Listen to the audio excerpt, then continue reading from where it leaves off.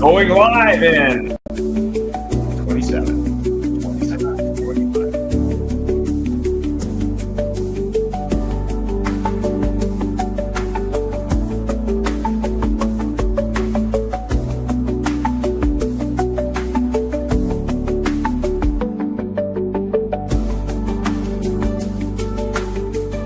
That's exactly.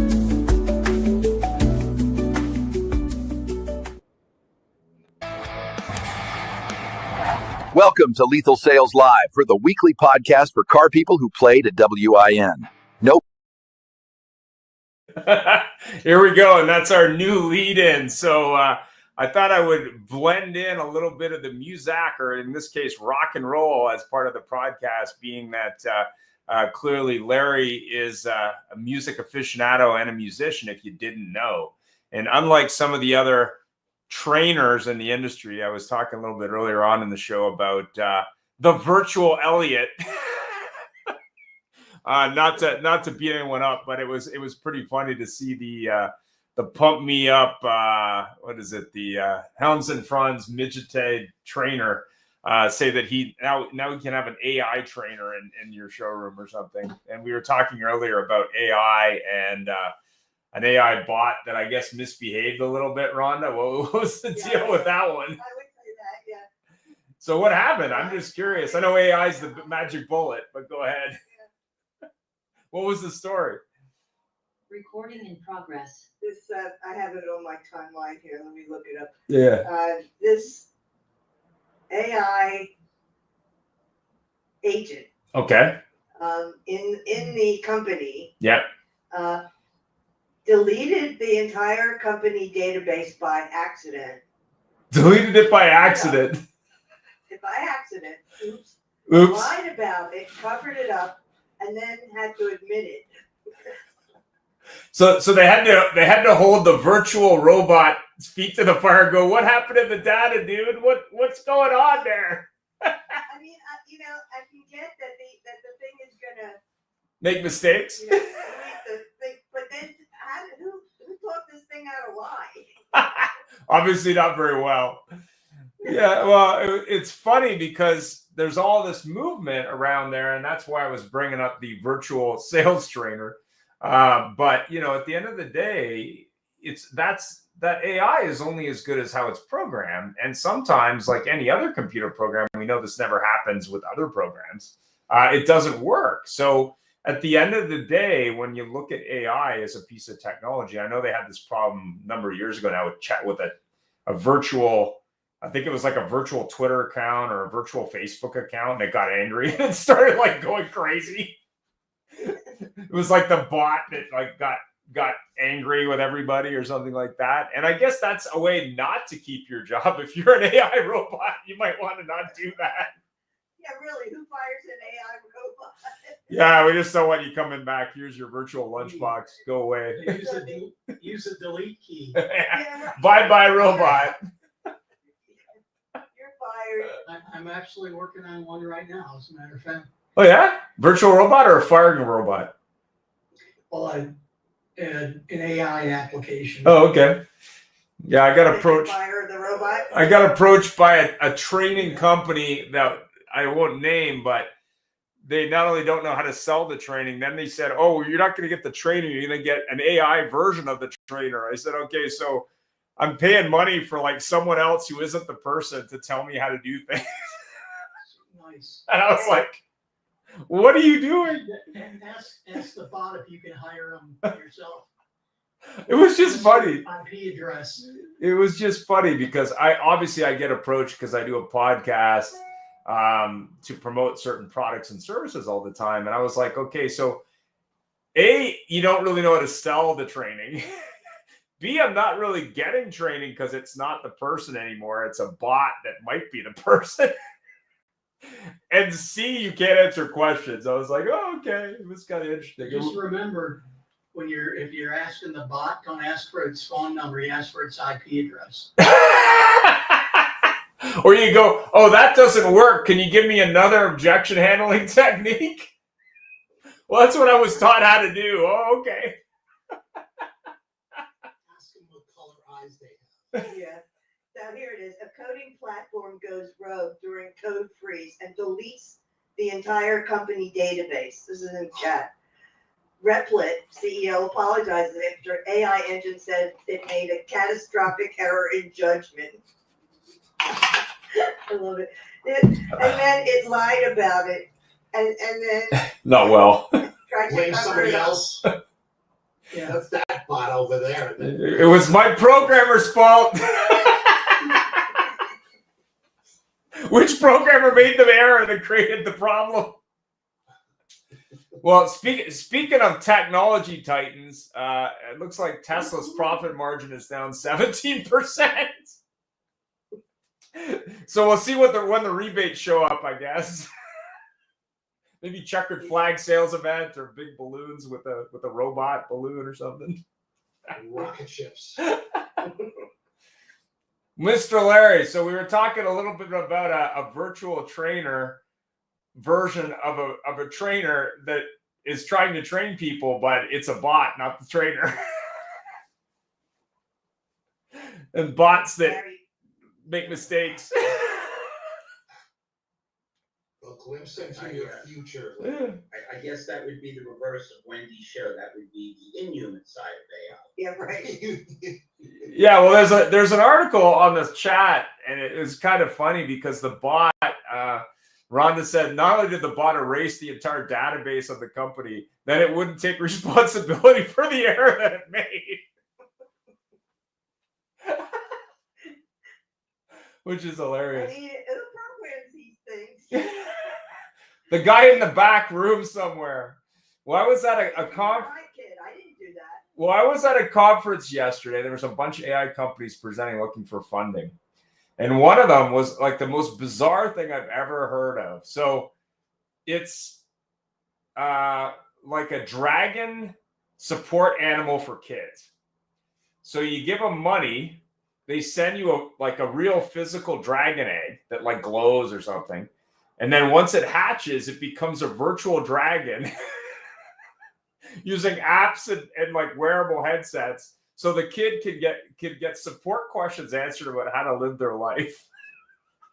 Oh my God. I'm not kidding. I'm not kidding. And I said to the guy who invented it, I said, you need to work in Japan. He said, what do you mean? I said, that's the market, man. Yeah, kids like dragons, but I don't know if they're going to take light lessons. Well, make it a Godzilla dragon. I don't know. Make it something wacky. And the people in Japan will be all over it. They can marry it. And it's crazy. Anyway, so the topic today, Larry, I think you chose it, was how not to lose your job. So we know that never happens in the car business because otherwise you'd not be recruiting people, I'm assuming. But, what's your advice to? My advice would be, first of all, to be happy. Okay. Being miserable just brings and spreads more misery around. The second thing is try to make yourself as useful, if not downright indispensable, as possible. I was at a dealer meeting many years ago, and I was talking with this guy, and he said, Larry, there's three kinds of employees. There's the kind that if they quit, you stay up all night, oh my God, I can't believe he's leaving. There's the kind that if they left, you wouldn't even notice they were going. And then there's the kind that say, boss, I'm quitting. You'd say, no problem. Let me pull my car and drive you home. You need any help cleaning out your desk. If you're not putting yourself in a position where people are glad to see you and they feel that you're of some use, then what's the purpose? One of the interesting things about our society, how we've evolved, is how we all know that there's no shame anymore. But it's interesting how we've degenerated into this thing where it's like, well, this is the way I feel about it, to hell with everybody else. And that doesn't work.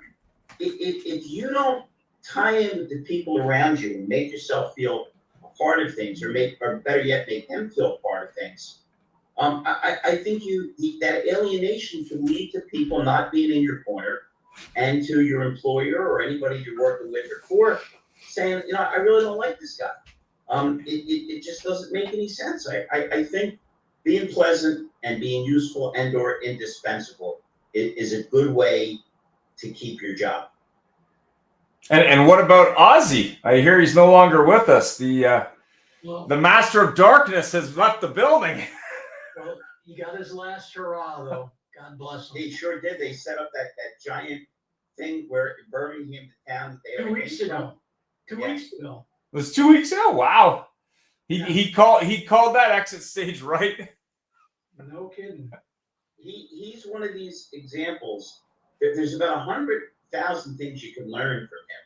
First of all, he did everything he could to destroy himself, because they were arguably like biggest, most influential heavy metal band. You put him right up there with Zeppelin and Deep Purple, and then he basically drugged his way out of the band. A la Sly Stone, where he just got so unreliable that they got rid of him. And then he did a whole second life and career as a solo artist. But what was really amazing is where he gained most of his fame, crazy as this sounds, was that program Keeping Up with the Osbournes, where people that weren't heavy metal fans or weren't even aware of musicians liked the fact that, other than the cursing and the craziness, how much he cared about his family and what an interesting familial unit it was. It was kind of like the Cosby's on LSD. It was just a whacked out, crazy family, but you could tell that they cared and liked each other.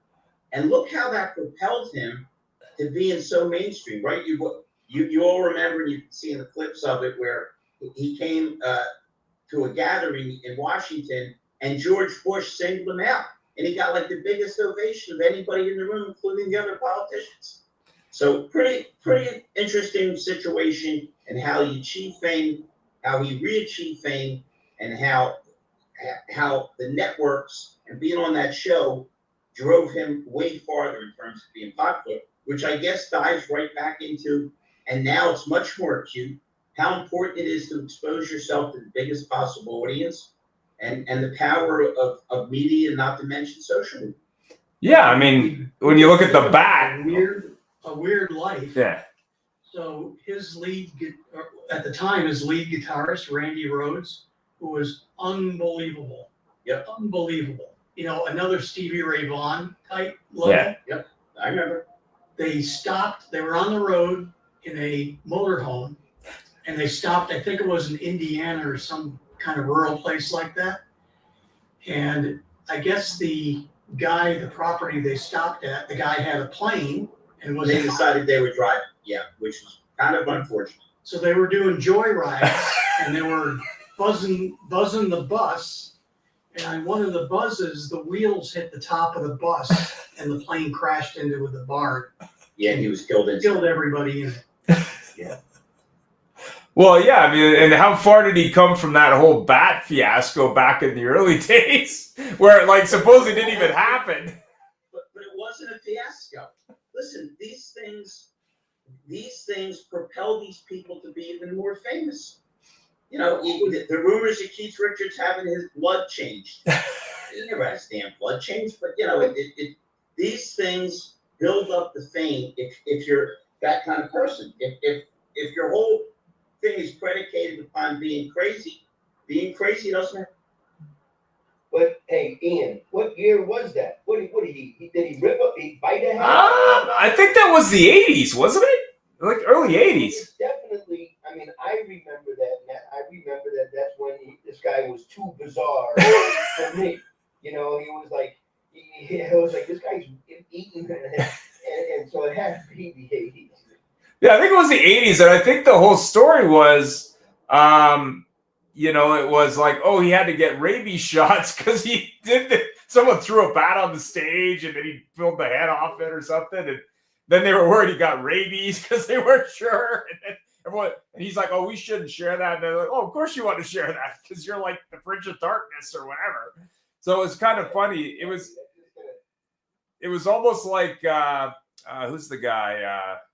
The guy Lemmy from Motorhead, and I guess it was Metallica. It was hanging around with them, and he's like, "Oh, do you want a drink?" And then he like rolled out with a bottle of Jack Daniels. He goes, "Well, no, I was thinking a drink." He's like, "Oh yeah, that's the bottle." And they're like, "We really can't keep up to this guy. Like he's a nut." Hey, Ian. Yeah. It was 1982. There you go. He thought it was a doll, and it wasn't a doll, and it was a real bat, and then he had to get rabies shots. So he thought he was just tearing the head off some doll. I was 1982. Crazy train. 43 years ago. But was he still on drugs at that point, or had he like recovered? Oh yeah. He was on drugs. heavily. He was heavily medicated back then. Like, I'm amazed that guy was around as long as he was. Like, I mean, Parkinson's unfortunate, but They were taking polls in the early 70s how long Keith Richards would live. I mean, he was a junkie, he was an alcoholic, he was a chain smoker. It looked like he had already died. I saw him last year at the stadium. He played better than he has in 20 years. You know what? A lot of this comes down to the luckiness of your genes and what kind of constitution. Yeah. yeah, because I mean, I think they were both kind of epically on the same level, weren't they? Like, they were both basically not knowing what the hell was going on at the time, if I remember. Those years, you had all those guys. Yeah. They were drunk or on drugs daily. I mean, and they were putting out music, but sometimes they would lose. Larry would know they would lose the lead singer for like a week because he'd be on a binge somewhere. Except Gene Simmons. Yeah. Was a guy you'd never expect, man. The guy's reportedly never touched any drugs, never drank alcohol. No. Have you seen who he was married to and still is? I want to stay sober for that too. Well, the one that was really crazy I heard musically lately, or at least last week, was Prince had a vault of music in his house that he'd basically been putting music away in for, I don't know, since the 80s, I think. And it was funny because he died and no one had ever cracked this safe that it was in. It was like one of these like crazy safes that like no one had the combo to. But supposedly there's 600 albums in there that are complete that he just didn't release. He was a strange guy. He would just record it and go, I'm not releasing that now. Just put it in the vault. But also super talented. Oh, yeah. Yeah. I could play every instrument and did. And sang all the parts. Yeah. Stack all the harmonies and stuff. Yeah, it was really crazy because they were saying the family wasn't even sure. Like, they weren't even sure from a legal perspective. Like, how do you value that and what do you do with it? But more importantly, they said they could put out an album for a while. I don't think that's Out for a long time. And some of this stuff was released years later. The best things an artist can do in terms of marketing, Ian, is die. It's a little hard to spend the money, but Yeah. the estate makes a lot of money. Everybody in this program is old enough to remember a very, very talented artist who died way too young in another plane crash. Jim Croce. Yeah. Man, when Croce died, you couldn't turn on the radio without hearing Jim Croce. Yeah. He had a couple albums in the can that hadn't been released. They Rush released them. Yeah. And I Got a Name. Bad New York, all that stuff became hits. Otis Redding's only #1 song was Dock of the Bay, which was released after he died. Yeah, I mean, it was really interesting just because they were talking to a lady who I guess was a producer that worked with him in the early days. And she said, oh yeah, when I was there was so much stuff. And then they opened the safe and it was like wall to wall stuff and it wasn't like things that were throwaway tracks. These were like entire albums that he produced that he just didn't want to release for whatever reason. It was just bizarre. So I thought that was kind of interesting. So taking it back to how to keep your job. I mean, obviously if you got skills, you got to show off those skills. You can't just call it in or phone it in, right? Wait a minute. Oh, Tony said it was a Halloween prop. Let's talk about how to lose your job. Okay. We had a really miserable week if you appreciate music because we lost Brian Wilson and Sly Stone. Sly Stone was as hot an artist as you could possibly have in the early 70s. Man, he did classics, Everyday People, I Want to Take You Higher, Dance to the Music. His concerts were sellouts. The only problem was everybody was there but him. And he drugged himself into such a state that promoters wouldn't book him. he basically destroyed his life, destroyed his van, and spent the last several years of his life living in a van. He was basically a step away from being homeless. But it's really like everything else we have. Last musical quote, Jeff Shearer. I'm turning to Joni Mitchell. You don't know what you got till it's gone. Unfortunately, as human beings, we sometimes have a proclivity to take for granted what we have, not appreciate what we have. And I think if you're that successful and there's that much money thrown at you, sometimes it's tough. I mean, hey, if you're doing okay or you're a failure, you're like millions of other people. But if you're mega successful and everybody's telling you how great you are and the money's coming at you from all different directions, I can see where it could lead people astray. By the way, I just got a text from Gary Silman. On the next podcast, we have elected Mike Barton to bite the head off the back. Let's capitalize on Ozzy while he's high. And we got slugger. We got a couple of comments. We got a bunch from Tony Thorstad.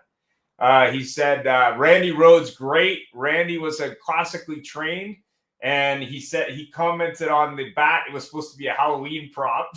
At least that's what Ozzy thought it was. I guess that wasn't true. And then John Fraser says, "Fake it till you make it, baby." That's his opinion.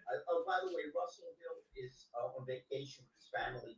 He asked me to say hi to everybody. That's why he's not with us tonight. Doing the granddaughter thing. Question, Ian. Yeah. We got our boy Jeff Shearer with us tonight. Yeah. Jeff, what are your best thoughts? You're a very stable guy. Well, My wife's laughing behind me right now. Listen, but tell your wife, compared to me, Ian Lee was a stable guy. All, gradation. What are your thoughts on how do you keep your job? And Tony jumped back. It's good to see your smiling face, or at least a picture of you, Tony. And Abdul says hi from LinkedIn, just so you know. What's worked for me, and part of my personality, and those that know me better, like Mike and Larry, probably, but I'm a sponge, man. I want to learn everything about everything. I want to know how everything works that I look, see, or touch today. And I've been like that since I was 5 years old, started taking apart lawnmower engines, putting them back together. And that, I think, accompanied with always do a little bit more than you're asked. Over deliver. Over deliver. Just do a little bit more. And again, I'm guilty because I consider myself a very blue sky thinker. And if you ask me something, and Larry has experienced this, you ask me one question, I'm going to give you 3 answers. So, well, that's good, Larry, but what about this? What if we did this? Just because I always just try to maximize what we have. And I love creating stuff. I think that's the thing that's been successful for me in my life. Would you agree, Jeff, that the mark of a successful person, in many instances a happy person, is a strong sense of curiosity? Again, one of the problems with being too focused on yourself and not looking at the world all around you is you might tend to be a little less curious. Hey, only because Tony is sometimes limited for time and we're sneaking up at 7 minutes to the half hour. Yeah. Tony, what are your thoughts? Our topic is, how do you keep your job? Keep showing up. Not just physically, right? But emotionally, enthusiastically, be there on time, or as I like to be, Lombardi time, as you know, Larry. 15 minutes early or you're late. Yeah, and don't quit 10 minutes early. Somebody once asked me how many people work at your dealership. And I said, Yeah. You mean as opposed to showing up to work? I get it. No. But The Tony, answer is about half, Larry. About half the people. Let me ask you a question, and I don't want to get overly philosophical. Do you kind of like I do? I feel kind of sorry for people that aren't as committed as myself and everybody on this program, because you miss a lot of life when you're not fully engaged. You'll never hear me say it is what it is or whatever. My thing is, man, let's tear into it. Let's make it work. Let's figure out a way to do it. Let's approach it with enthusiasm. I'm not bragging about it. I'm just saying I feel sorry for the people that don't have that feeling. like it matters and it's important. I am lucky. I get up in the morning.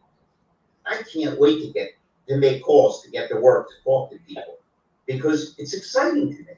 And I think the people that aren't committed fall into that Thoreau thing. Most men lead lives of quiet desperation, where they just feel like they're on a big treadmill and, oh, I got to go to work. This is going to suck. And then they suck all day, and then they go home and rinse and repeat. Well, I would say, I don't know if I stole this quote from somebody or made it up. I'd like to think I made it up, but here it is. Work is you living your life. Enjoy it. And so many people are going to work waiting to live at and waiting to enjoy after work, right? The old working for the weekend. Who was that, Foreigner? Yeah, 100%. Yeah, I would argue. I mean, when I first started selling cars, I remember having a discussion with my aunt, and she says, "You're either a lifer where you do it for the rest of your life, or you're in and out of the business." And I kind of felt that as I got into sales at a younger age was, you either have the personality and the drive to get it done, or you don't. I mean, you can teach someone to get better at it, but if they don't have that fire to do it, it makes it kind of hard. And I said I was lover boy. Oh yeah, was that lover boy? Working for the weekend. Oh yeah, lover boy. Oh, and someone else commented on the bat. It was a rubber bat. They also did the kid is hot tonight. Lady of the 80s. Turn me loose. That was all on one album, I think. I thought you were gonna say honeymoon suite or something. I was like, oh. Sweet was Ballroom Blitz. Oh, okay, yeah. Remember, guys, if you Yeah. name that tune, you want me as your second. Fox on the Run. Yeah. Now watch. Bunch of old- Shearer's bunch of gonna old have 2 people. beers and he's Oh my gonna God. start quoting Slade. Mom, we're all crazy now. I know how he thinks. So for the people that keep their job, what do you think other than that is the reason they do? I mean, I know some of them are related to the owner, but the people that keep their job, like what's the reason, do you think, that are mediocre in your opinion? Garrett?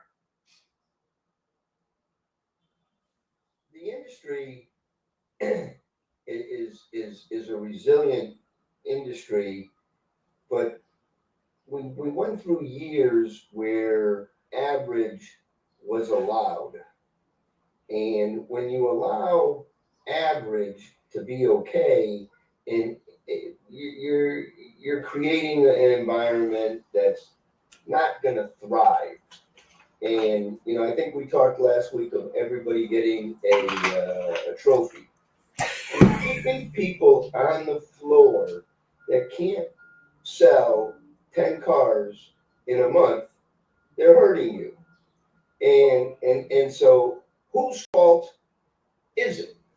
And the owner blames the general manager blames the sales manager blames the F&I manager, and everybody doesn't take ownership until you have either a leader, a dealer, or a general manager putting their foot down and saying, we are going to run an operation that's efficient, that's trained properly, and you have to map every job out, and you have to identify everybody's responsibility, and you need to explain and teach what everybody their responsibility is, and then you have expectation. And now you train, you have expectation, now you execute. And we fail in so many times of the execute. We don't plan and we throw it together, we do. So I'm sitting back with all of the things that are going on, and it's like, okay, you got to make steps 1, 2, and 3. And then you have to train everybody on those steps. And then you need to make sure that everybody agrees that the handoffs and the TOs are all in place. And then everyone needs to cooperate. And our biggest problem is when a sales manager asks a salesperson to do something, And then the salesperson has the ability to say, well, that should be unacceptable. And in too many dealerships, you see the sales people, especially the ones that sell more cars, they have no respect for the sales desk. They have no respect, and they just run around and then they ruin it for everybody else. So process, process, process. Whether you're doing it on the showroom floor or you're doing it on an internet lead, everything has to be the same. Everything has to be spelled out. Everybody has to be trained and acknowledged and tested and rehearsed. And then you have success. Because it really is wonderful when you walk into a really good dealership and you're greeted properly and the receptionist is bright and friendly and the cars are displayed. It makes a huge difference. And we've lost it, but now it's a good time because it's a clean sheet of paper. And the future is everybody getting back on board, using the digital tools, using the training, and just putting the pieces together. And then, I mean, because with the talented stuff that technology has brought to the automotive industry, so the technology has caught up. The automotive industry is 10 years behind. So now you got technology that does all the heavy lifting, but you still need a human to manage it. So it's training.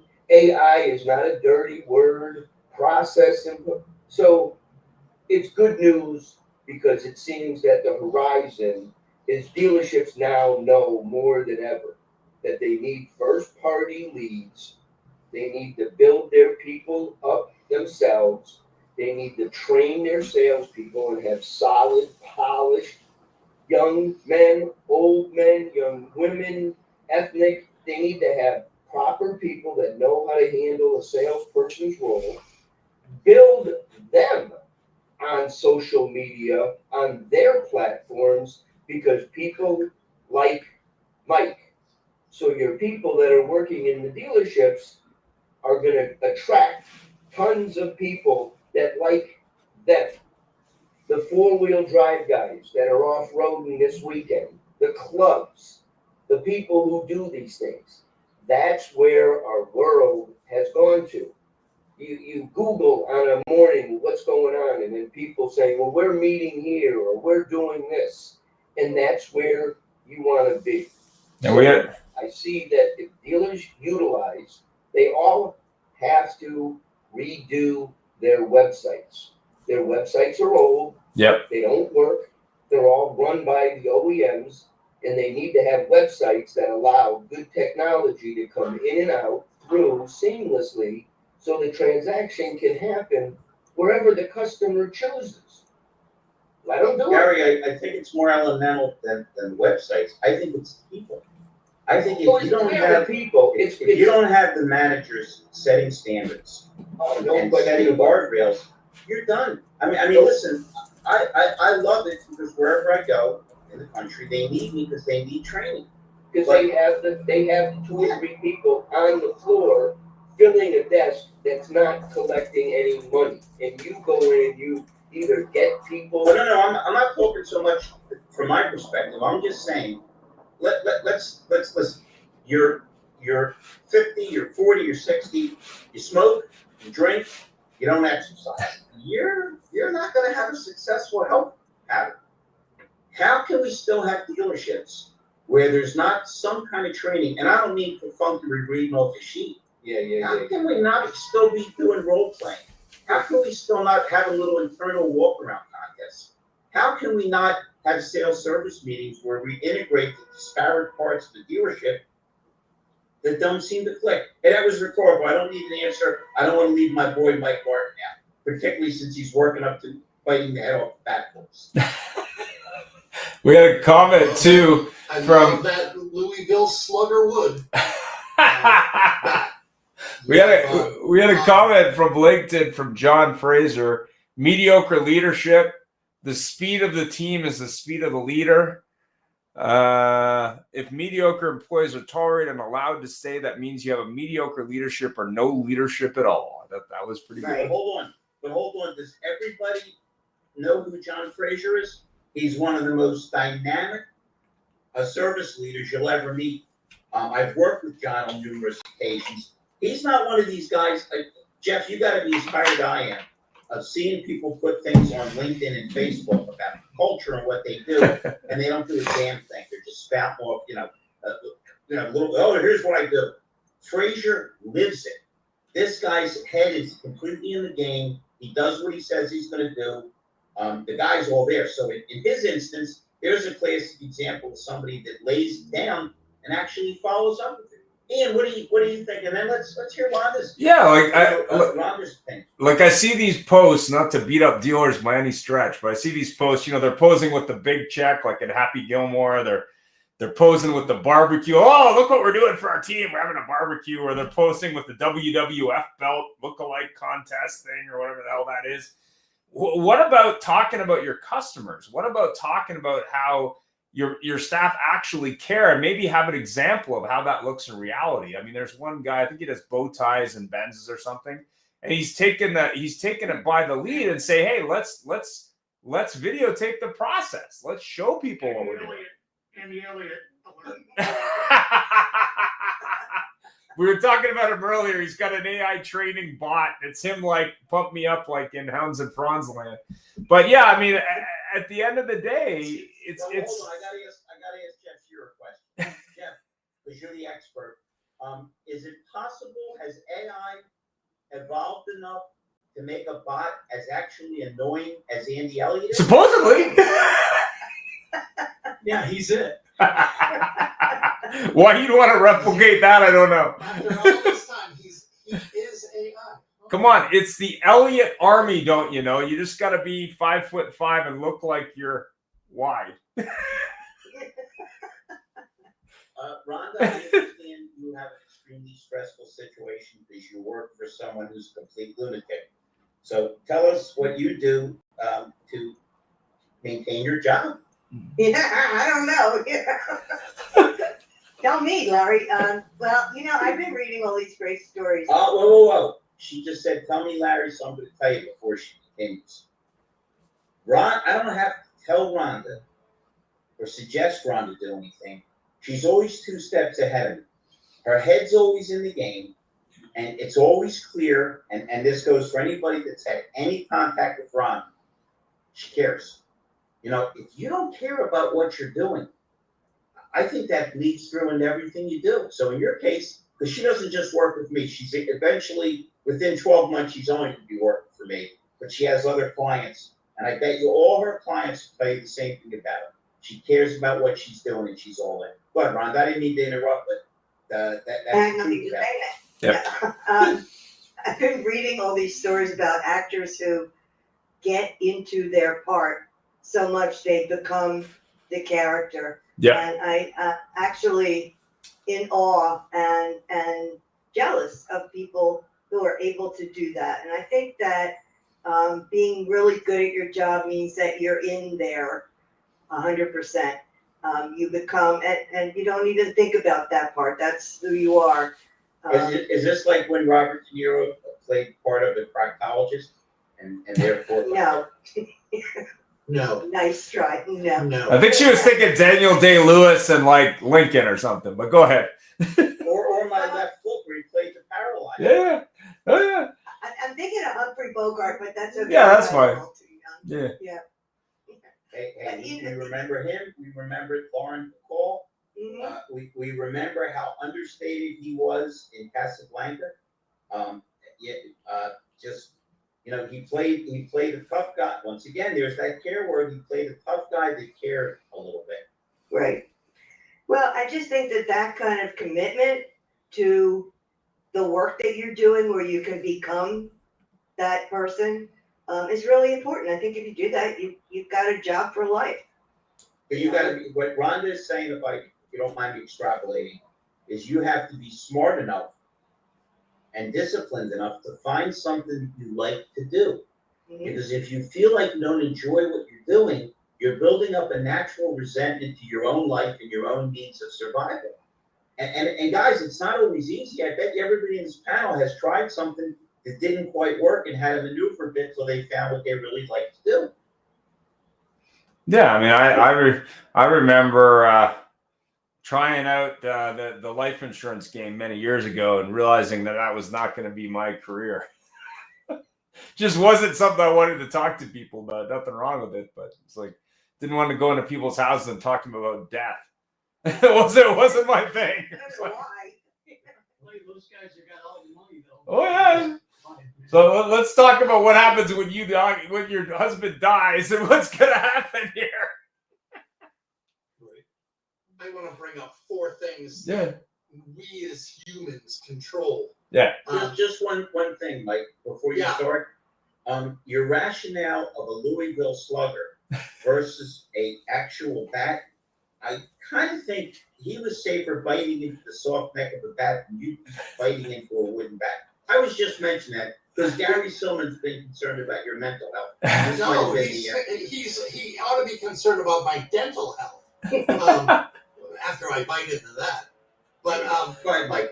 But for 4 things, okay, before I go through the 4 things, humans are not like animals. Animals can't control themselves. Humans can. So how do you hold on to a job? You do the 4 things you can control, or at least be aware of them. And I call it FAST. We control how we feel. We control how we act. We control what we say. And we can control what we think. And those 4, I'll tell you where I stole that from.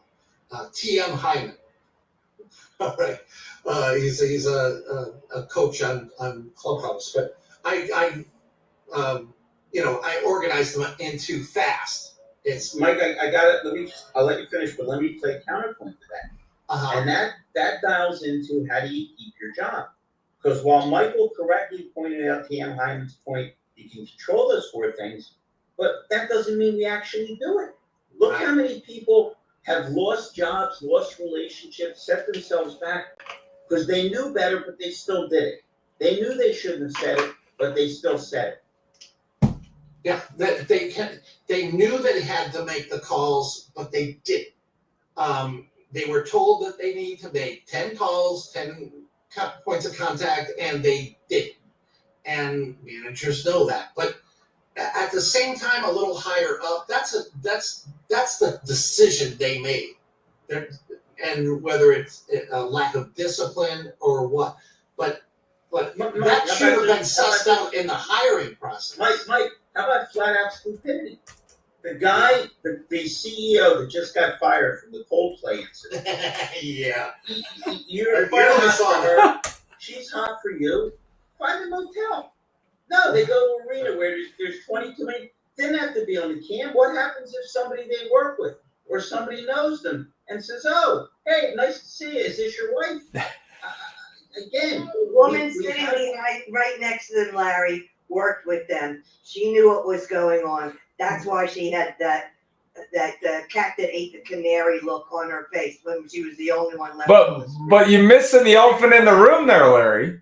She was the HR director for the company. Listen, guys, you gotta admit, you gotta love the irony. Jeff, sometimes I equate HR with the hiring prevention department. Yeah. The guy's got all the talent, all the credentials. Oh, but this happened 11 years ago on a Tuesday. We can't hire him. He smoked a joint 9 months ago. We can't take a chance. Did they inhale though? Really? They inhale all the people. That's why Clinton didn't get a 3rd term. Forget about FDR. Listen, the beauty of this, of all the people that have an affair with the HR person. How many HR people have called into the office and said it's improper to have a relationship? It's on page 3 of the handbook. Yeah. How many red flags went up when that happened? Yeah. That's the only seminar those people were responsible for. She should at least have had a relationship with someone who is diverse. There we go. DEI strikes again. Jeff, sound like you were going to say something. Well, no, I was agreeing, and think about the ripple effect too. If there were people that were fired from that company for messing around, right? Now they got lawsuit. lawsuit and stuff. Yeah. Right? Oh, 100%. I mean, there's Great case. there's an interesting case. There's an interesting The case. courtroom Go ahead. All the lawyer needs to do is show that screenshot of the screen with the kiss. Well, there's a crazy case I wanted to share with you, Larry, just because it's funny and in an HR funny kind of way. So there's a broadcaster in Canada that's funded by the government called the CBC. So they have a guy who happens to be Indian. He was a broadcaster. He was a host for one of their shows, and he wanted to have guests from both sides of the aisle on. And then he put out a tweet because the CEO of the company wouldn't come on and be interviewed when she was caught, making stupid statements. And then he quit because he said, "You won't let me have people on the show. You want to tell me who to interview and how to interview him." And then they didn't fire him, even though he resigned. They've been paying him, but they refused to let him leave because he won't sign a non-disclosure agreement. Yeah. So they're still paying him, but he's not working. So of course he's all over social media slamming them for this, and he had a recording of their PR person trying to justify why it made no sense for him to interview people. When I was a kid, I thought the best job you could have was to play in the Rolling Stones. Yeah. From 68 to 72, they eclipsed the Beatles, the Who, Led Zeppelin, Bob. They were the greatest band on earth. But I always thought the second best job was to be an NBA coach. Because no matter who you are, unless you were Red Auerbach or Larry Brown or Lenny Wilkins, they were going to fire you. And I always thought, how great would it be to have somebody call you in the office and say, "Listen, you can keep the $3 million, but you're fired." I think that would be pretty cool. Well, to bring back to sports, Larry, and this is HR in sports, I guess. But I don't know if you saw the news this week that I guess it's the Women's Basketball League was saying that you should just pay us more, even though we're not making any money. The WNBA might be some of the most foolish, ridiculous people I've ever seen or encountered in my life. The star of that league, the person that has brought that to its apex, is Caitlin Clark. Yeah. She's doing the same thing that Lionel Messi is doing with the American Soccer League. Yeah. What Jordan did, I mean, before Larry Bird and Magic Johnson came into the league was over. They were showing the championship game on tape delay. And they resent her so much.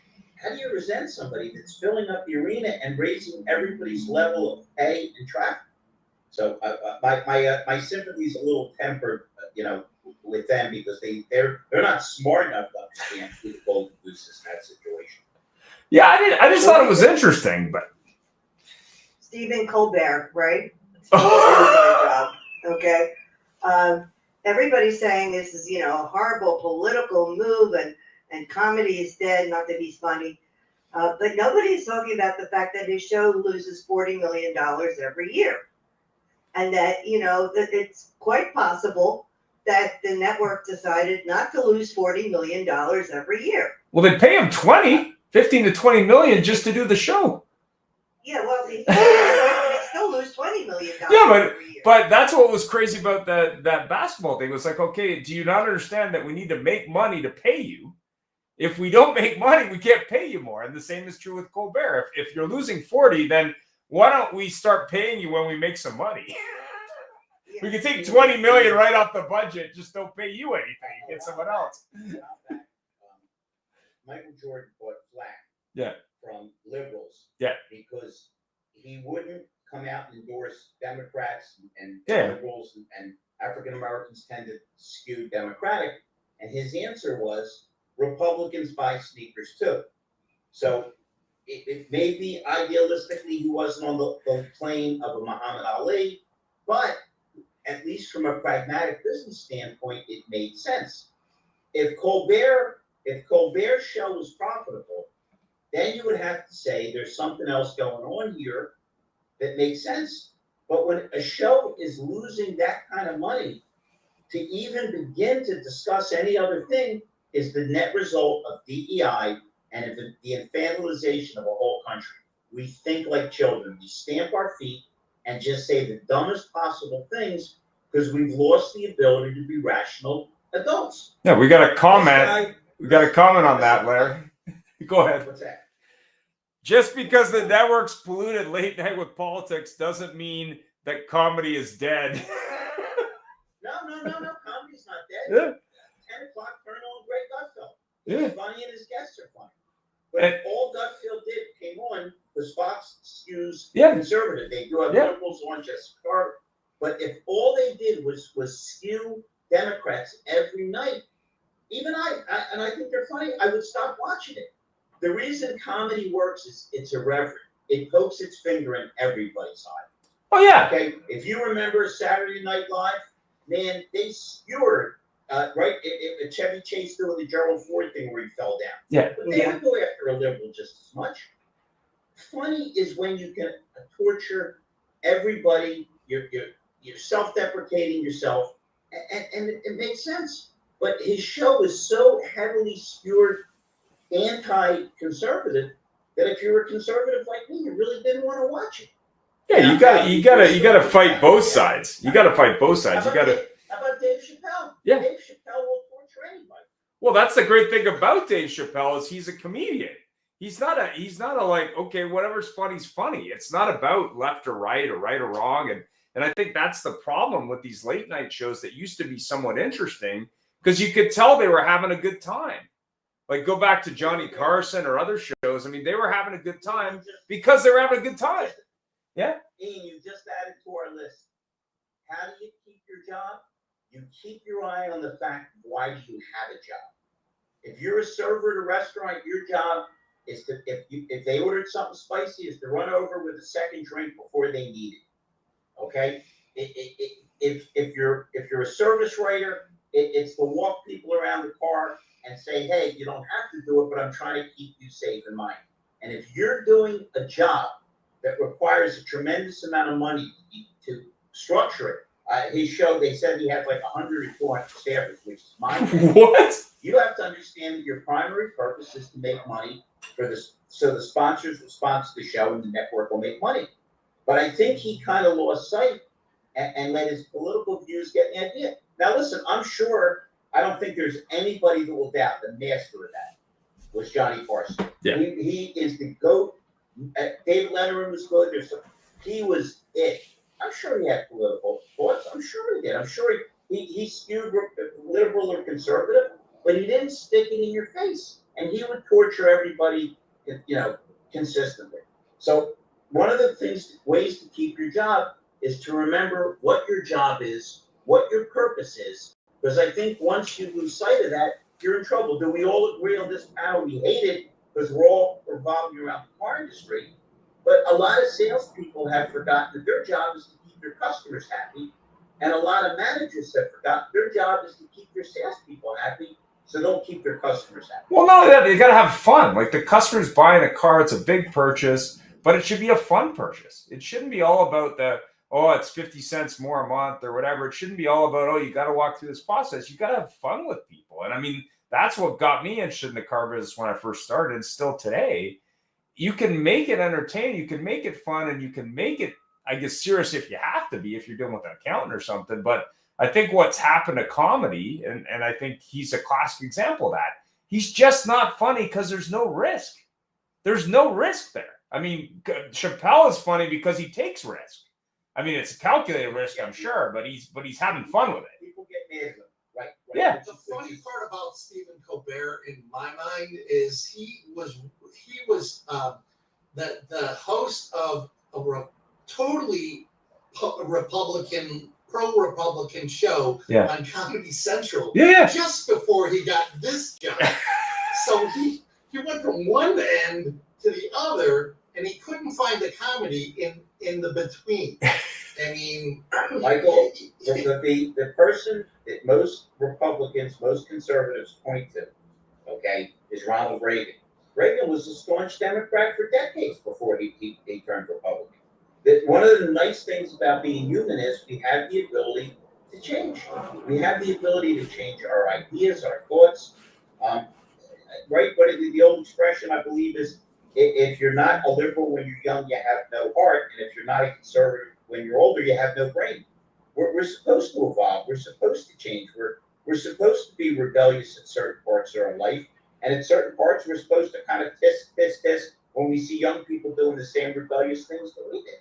I think that's just a cycle of lifestyle. Yeah, and if you can't find the funny today, I don't know what you're looking at, because there's so much crazy that you to not be able to write comedy in 2025, you must not be paying attention.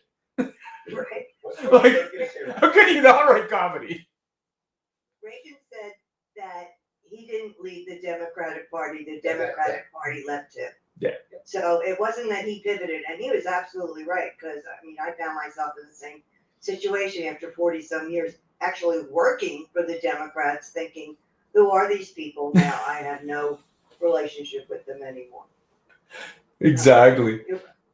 Exactly. All right, let's jump off politics. We've only got a few minutes left. Mr. Shearer, you've given us good advice. We'll just go down the line to you and Mr. Selman and Mr. Larkin. Overreaching thoughts as far as how to keep your job, how to, Well, pay attention, and self-awareness, I think, is something that a lot of people don't have. So I'll put my period on that sense. So Mr. Shearer is saying one of the best accessories that a dealership can have is a mirror that they can actually look in and see what they're actually doing. Mr. Silman? Garrett's the mute button. You gotta hit it. You look like Marcel Marceau there.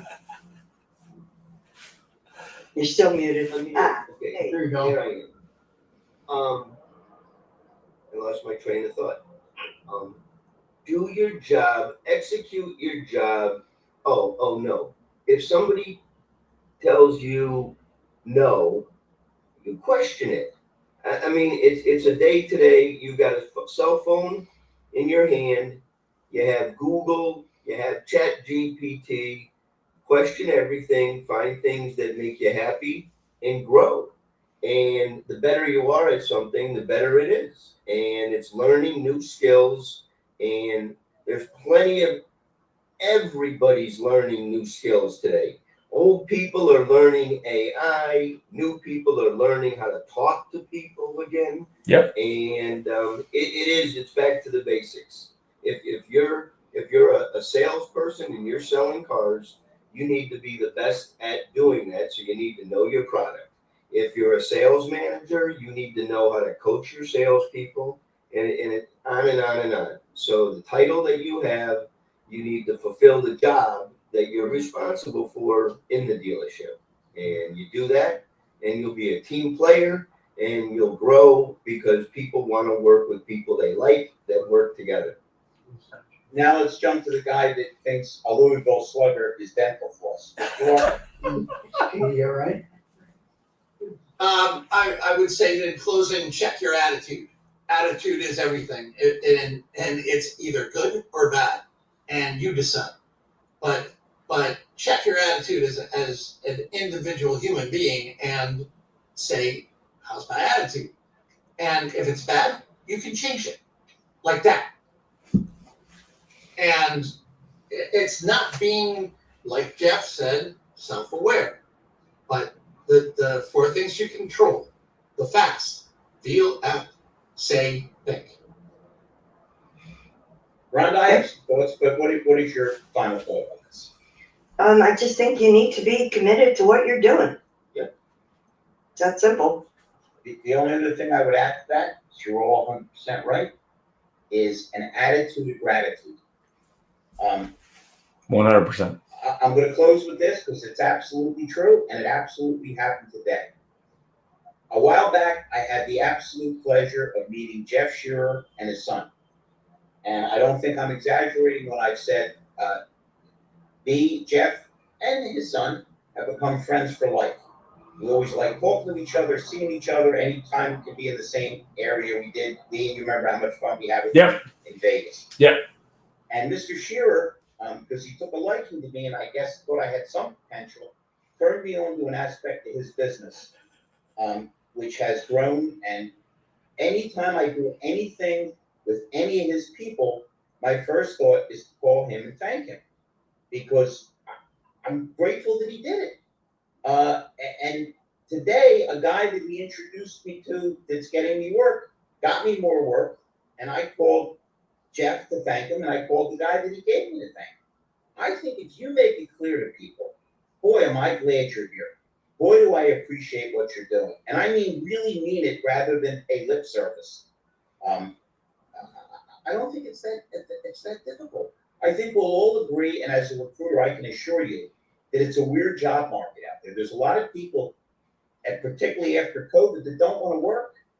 So if you have people that do want to go to work and appreciate having a job, I think it's incumbent upon these people to make it clear, I'm glad I have this job. You know, I do pretty much, and so does Ian and Rhonda, we pretty much do what everybody does on a podcast. Myself, Larkin, and Selman do it. We thank the people that are on, and we genuinely appreciate them being there. What the heck is wrong with letting people know, I appreciate you, I'm glad you're here, and you're going to be able to tell by my actions rather than my words. So yeah, 100%. Tonight, 100%. We really appreciate you guys being on. You know how much we enjoy your company, and we appreciate you. And we'll look forward to seeing you all next week. Mr. Selman and Mr. Larkin, I'll see you on Friday. And then, Ian, we're going to do your end of the month show. Month end. And, Jeff, open format. I already heard back from the guy that Darren put me through. He's super excited.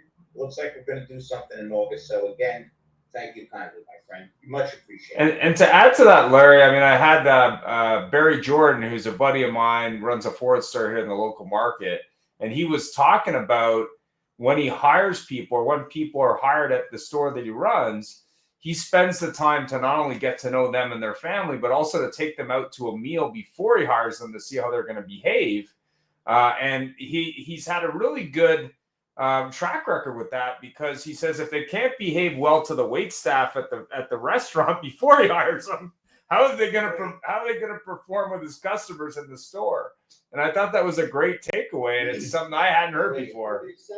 It's a $100 test drive, right, Ian? Yeah, 100%. So I thought that was really interesting. So if you're hiring someone, you might want to look at that. And if you're thinking about firing, you may want to take them out to a restaurant, see how they behave, and then you'll reinforce your thoughts there. To close off, I did try that up in Connecticut, but the guy I was with said, "Boss, I'm sorry if I look distracted, but there's some guy chewing on a baseball bat next door."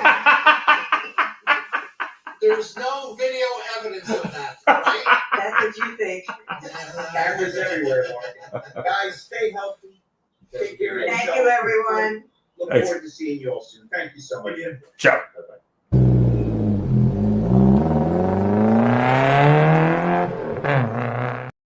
Should have thought I'd get on camera for you and